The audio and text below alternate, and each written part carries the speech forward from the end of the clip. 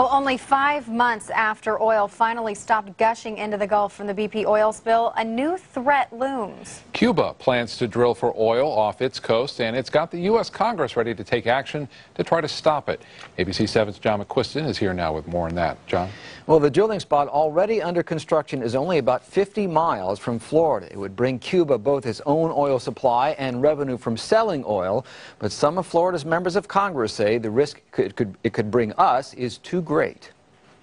The Gulf disaster strengthened state and federal resolve not to allow drilling near Florida. But that doesn't stop Cuba, which is believed to have huge oil reserves off its northern coast. We've been concerned because of what's happened. We got, I don't think, 5 million barrels or something that rolled out in the Gulf. Sarasota Congressman Vern Buchanan's fear is Cuba's rig could spring another Gulf disaster, only this one much closer to us. You can't drill within 125 miles to 230 miles off our beaches here in Sarasota, but they're looking to go 50 miles off our shore. The Cuban rig, he says, would not only sit just 60 miles from Key West, but would drill deeper than BP's ill-fated Deepwater Horizon.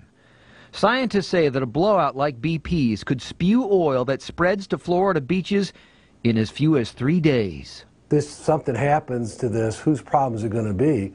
It's going to, let me guess, it's going to be America's problem because we're going to end up with that oil on our beaches. Even though the well won't be in American waters, Buchanan says the U.S. Congress has some leverage to stop it.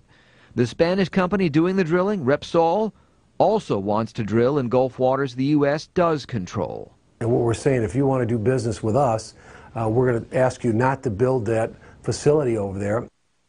And to do that, Buchanan has proposed a law that would let the U.S. Interior Secretary deny leases to companies that do business with any country facing U.S. sanctions, countries like Cuba. Well, John, does this seem feasible? Is Buchanan using any examples where this has worked? There is actually a history for this. Repsol was backed off a plan to build a gas development plant in Iran after similar pressure from U.S. authorities a few years ago. All right, we'll wait and see what happens. Thanks, John.